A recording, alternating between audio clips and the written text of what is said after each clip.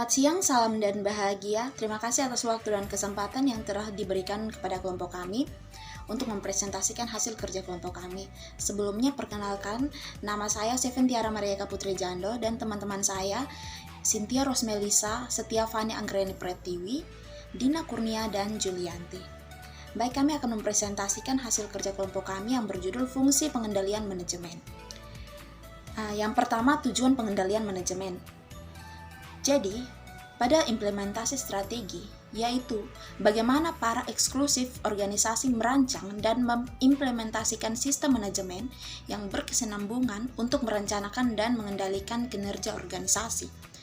Baik, yang maksud di sini yaitu supaya proses pelaksanaan dilakukan sesuai dengan ketentuan dan dilakukan sesuai dengan tindakan perbaikan jika terdapat penyimpangan dalam suatu organisasi. Baik, yang selanjutnya yaitu rangka sistem pengendalian manajemen. Jadi, dalam suatu organisasi untuk mencapai suatu tujuan yang diinginkan membutuhkan 4 kerangka.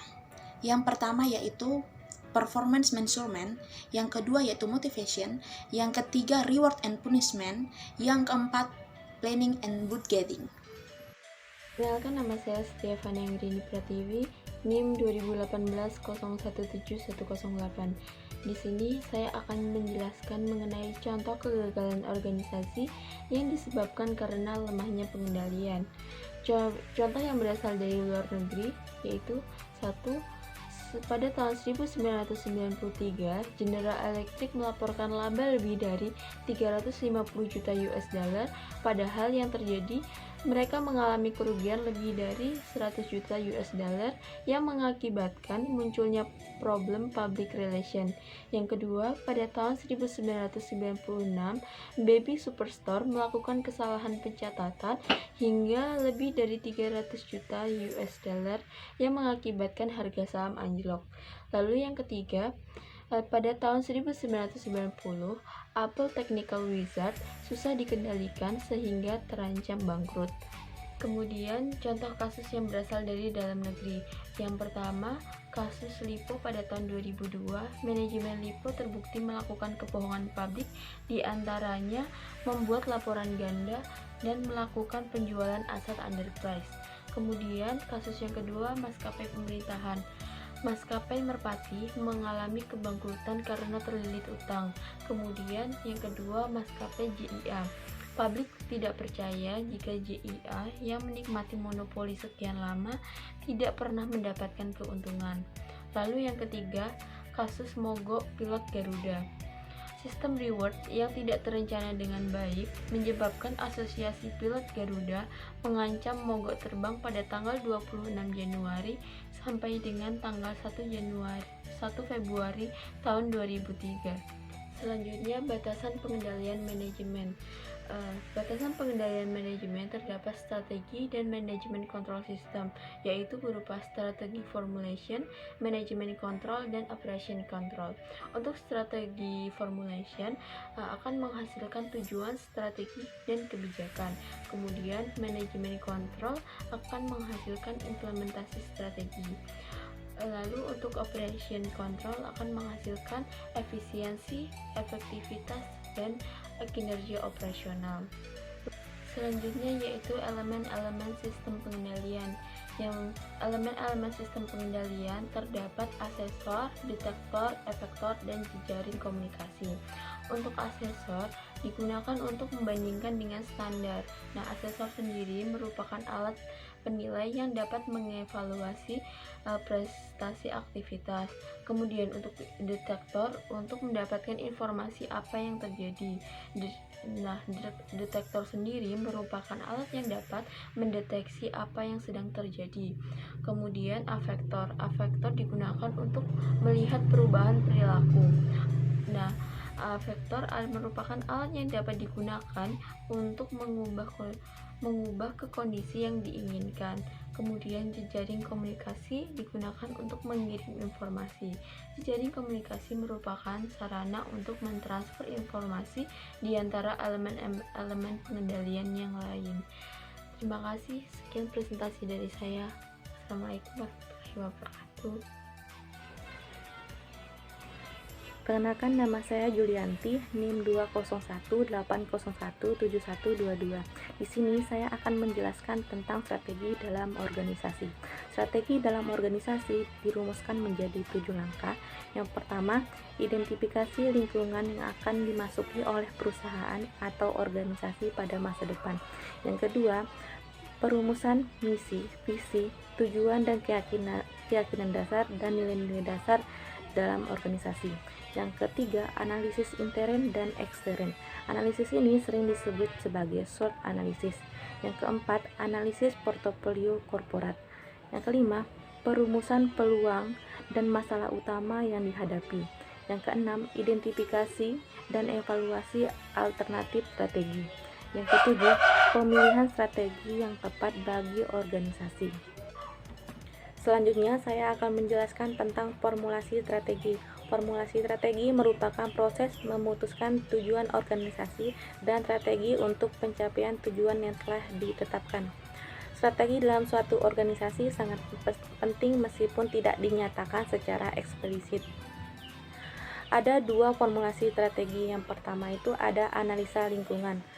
Dalam analisa lingkungan itu meliputi pesaing, konsumen, pemerintah, regulator, sosial politik, yang nantinya akan memberikan peluang dan ancaman seperti adanya serangan pesaing, pergeseran selera konsumen, adanya peraturan pemerintah, atau adanya kesempatan seperti inovasi teknologi dan persepsi yang baru atas perilaku pelanggan. Yang kedua, analisa internal meliputi pengetahuan teknologi, manufaktur, pemasaran, distribusi, dan logistik, yang nantinya akan memberikan kekuatan dan kelemahan. Dari identifikasi peluang dan identifikasi kompetensi ini nantinya akan mencocokkan kompetensi internal dengan peluang eksternal. Kemudian akan menyusun strategi perusahaan. Selanjutnya saya akan menjelaskan tentang level strategi. Level strategi itu ada 2. Yang pertama, strategi untuk keseluruhan organisasi atau korporat. Yang kedua, strategi untuk unit bisnis dalam organisasi. Untuk level pertama, korporat, strategi instifnya, apakah kita berada dalam campuran industri atau are we in the right mix of industry. Yang kedua, industri atau sub-industri yang harus kita masuki itu apa, atau what industry or sub-industry should we be. Yang generik strategi optionnya ada single industry, di mana single industry ini adalah perusahaan yang bergerak hanya dalam satu lini produk. Misalnya Exxon yang hanya bergerak dalam industri petroleum camet. Yang kedua, perusahaan dengan diversifikasi yang berhubungan atau related diversification, yaitu terdiri dari kelompok perusahaan yang beroperasi dalam sejumlah industri dan bisnisnya saling berhubungan satu sama lain melalui sinergi operasi. Misalnya Procter dan Gamble yang memproduksi Pampers, deterjen, sabun, pasta gigi. Yang ketiga itu ada perusahaan dengan diversifikasi yang tidak berhubungan, misalnya Sakron yang memproduksi alat tulis. Selanjutnya strategi pada level kedua yaitu unit bisnis. Pada unit ini biasanya tergantung pada 2 aspek, yaitu misi dan tujuan yang diemban serta bagaimana cara unit bisnis akan berkompetensi di industrinya untuk mencapai misi dan tujuan yang telah ditetapkan. Selanjutnya, nama saya Cynthia Rosmelisa, NIM 2018-017101, akan menjelaskan mengenai model BCG atau Boston Consulting Group, di mana BCG adalah alat analisis untuk mengetahui pangsa pasar dan tingkat pertumbuhan industri pada suatu perusahaan. Di sini ada 4 kuadran. Yang pertama, build atau membangun, di mana market share itu dibangun pada awal tahap perkembangan dengan biaya yang rendah. Yang kedua, membutuhkan banyak biaya untuk mengembangkan produk dan pasarnya. Dan untuk kemudian yang kedua yaitu hold atau mempertahankan, di mana market share industri itu telah dikuasai dan melakukan investasi untuk mempertahankan posisi pasar, dan arus gasnya pun besar karena sudah menjadi market leader. Dan yang ketiga, untuk wadah yang ketiga yaitu diverse atau mundur dari bisnis, di mana pada posisi ini perusahaan pun lemah dalam persaingan, akhirnya melakukan likuidasi. Untuk wadah yang keempat yaitu harvest atau memanen, di mana market share itu relatif tinggi, artinya biaya rendah dan keuntungannya pun tinggi.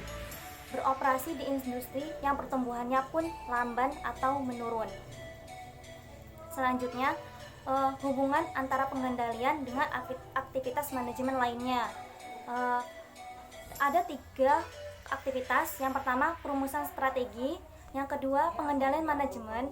Yang ketiga, pengendalian tugas. Di mana untuk perumusan strateginya, produk akhirnya itu mencapai tujuan strategi dan kebijakannya. Dan untuk pengendalian manajemen, pada produk akhirnya itu mengimplementasikan strategi. Dan yang ketiga, pengendalian tugas, untuk produk akhirnya itu memastikan efisiensi dan efektivitas tugasnya. Dan pada perumusan strategi, sistematikanya tidak sistematis. Untuk pengendalian manajemen, sistematikanya rata. Untuk pengendalian tugasnya, sistematikanya sistematis. Waktu untuk perumusan strategi panjang, waktu untuk pengendalian manajemen menengah, waktu untuk pengendalian tugasnya pendek. Dan levelnya untuk perumusan strategi puncak, untuk pengendalian manajemen tengah, dan untuk pengendalian tugasnya pun level bawah. Selanjutnya, untuk manajemen kontrol, itu pengendalian manajemen merupakan proses untuk memastikan bahwa organisasi itu mampu mencapai tujuan yang telah ditetapkan. Ada 3 hal untuk pengendalian manajemen itu dilakukan, yaitu yang pertama, kurangnya pengarahan, yang kedua, problem motivasi, dan yang ketiga, keterbatasan personil. Artinya kurangnya kemampuan, pengalaman, dan wawasan dalam menjalankan tugasnya. Dan untuk di sini ada juga masalah yang dapat dihindari dalam menjalankan pengendalian manajemen. Yang pertama, penghilangan aktivitas. Yang kedua, automatisasi. Yang ketiga, sentralisasi. Dan yang keempat, berbagi risiko.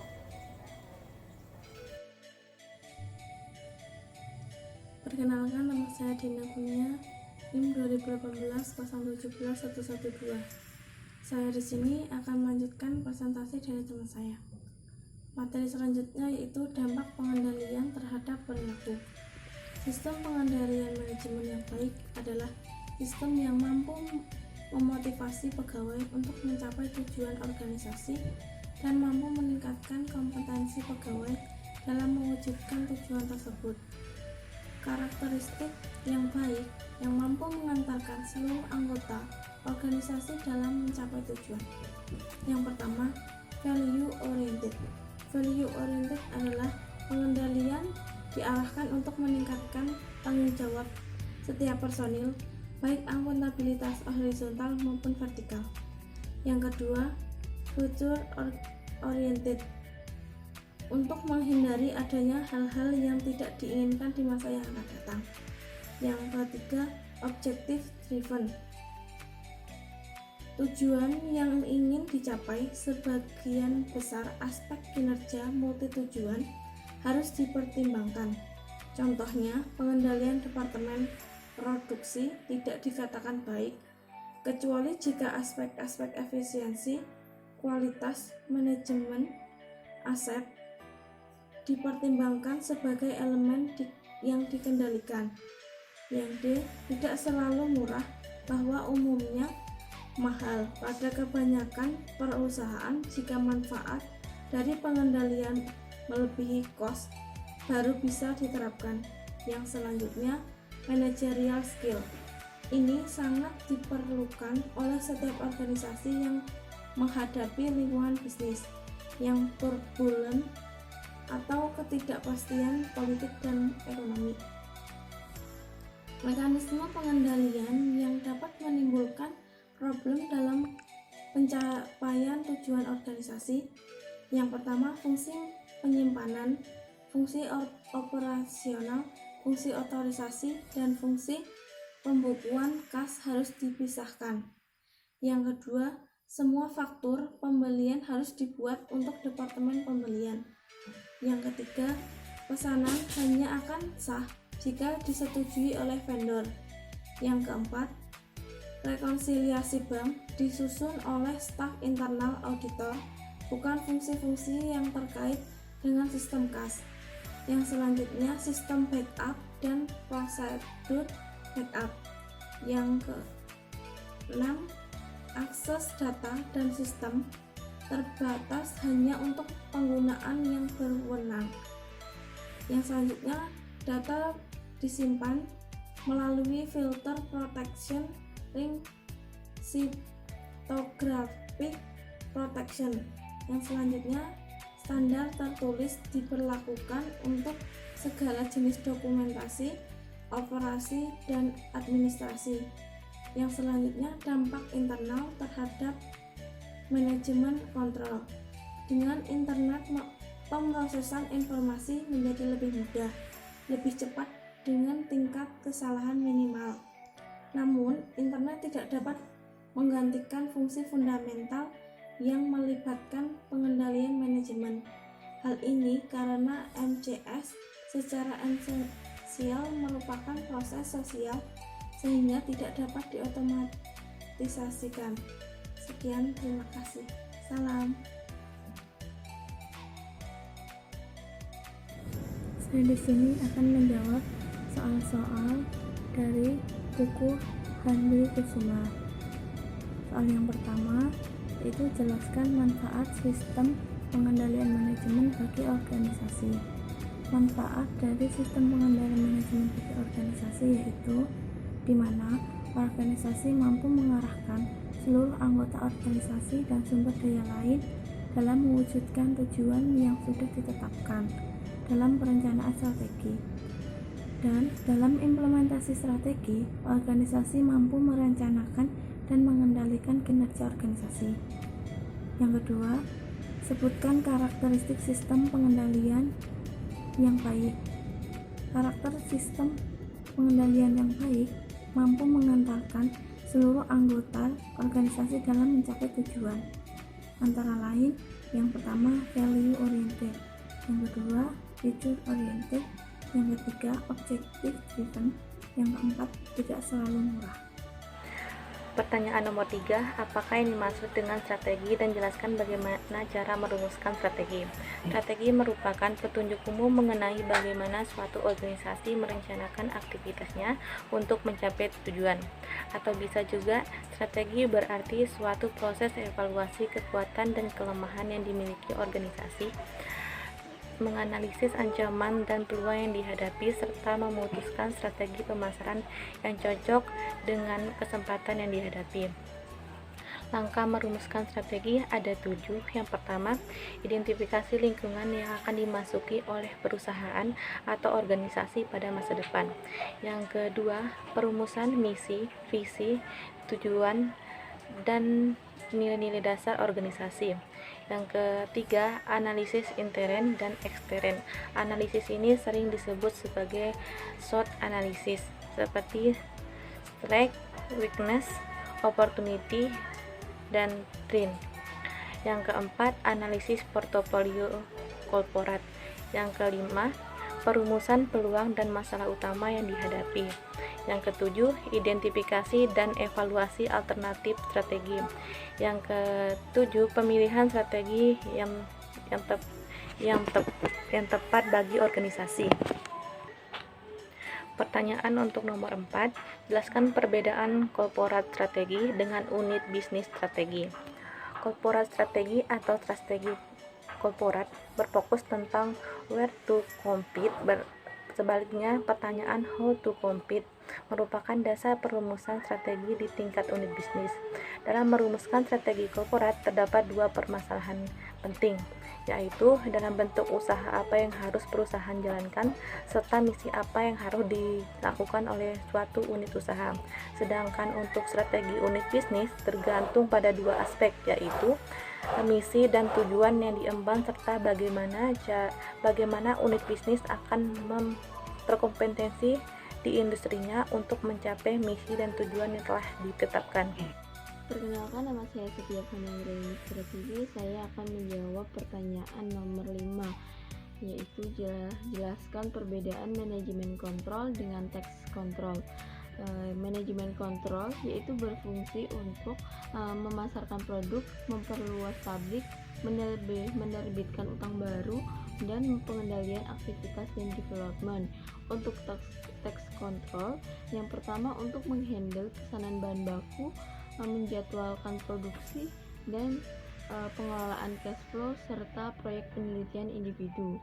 Selanjutnya nomor 6, jelaskan bagaimana karakteristik sistem pengendalian yang baik.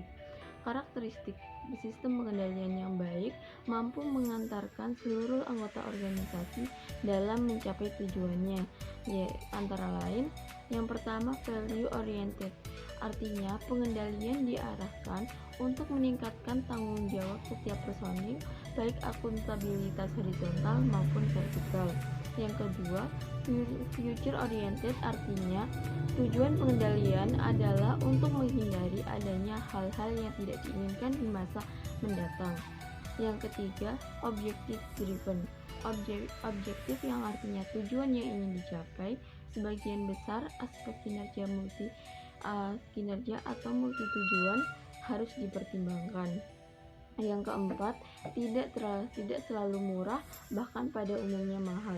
Pada kebanyakan perusahaan, jika manfaat dari pengendalian melebihi kos, baru bisa diterapkan.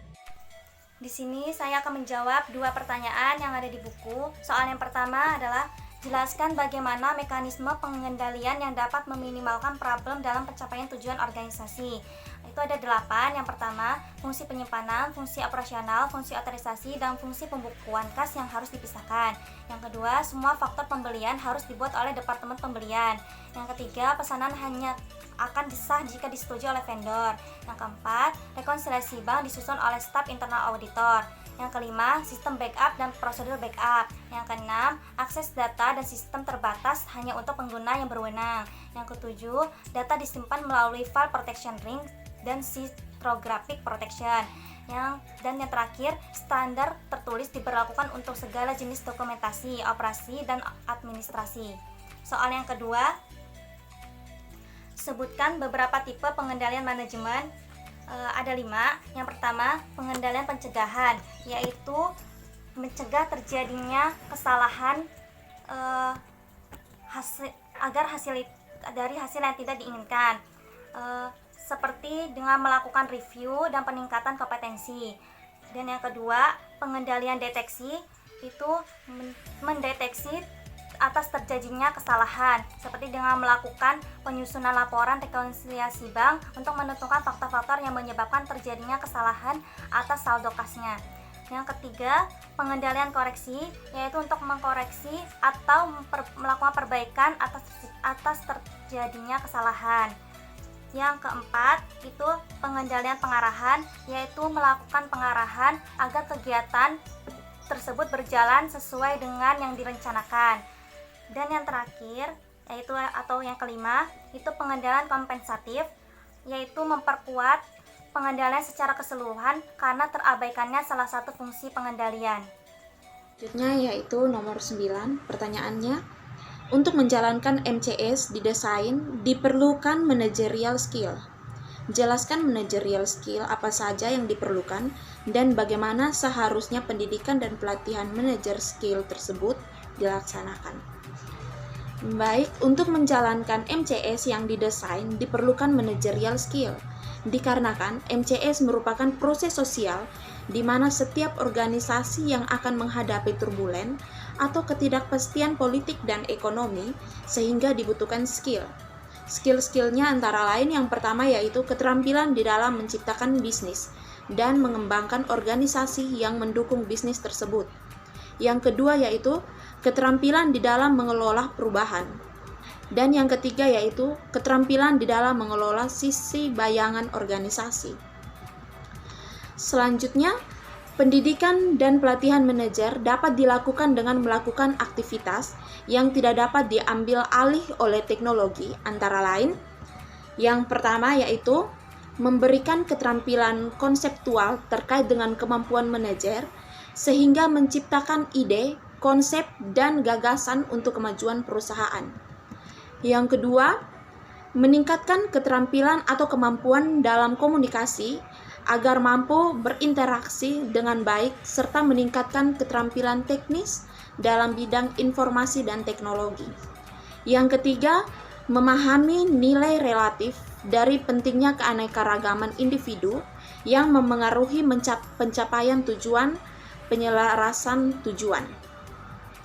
Yang keempat, yaitu pengembangan tujuan tertentu melalui unit bisnis, area fungsional, dan departemen yang akan dinilai.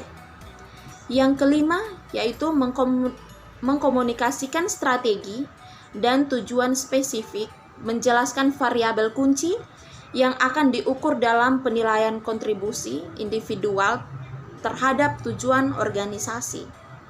Yang keenam, yaitu mengevaluasi kinerja aktual dan pengembalian kesimpulan tentang kinerja manajer, menyelenggarakan pertemuan untuk meninjau kinerja dan produktif. Yang ketujuh, mendesain struktur penghargaan yang tepat. Dan yang kedelapan yaitu mempengaruhi individu untuk mengubah perilaku mereka.